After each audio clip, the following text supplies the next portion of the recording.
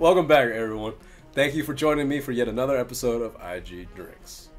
Now, in the past, we've been taking a look at some classic cocktails in the Sling family, like the Old Fashioned Manhattan.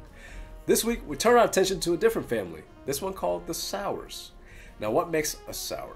They usually take a base spirit, combine that with some sweetness like simple syrup, and add in an extra dose of acid.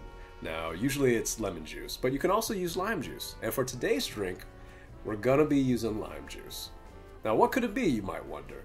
Well, I'm here to tell you, it's a little known drink called the Daiquiri.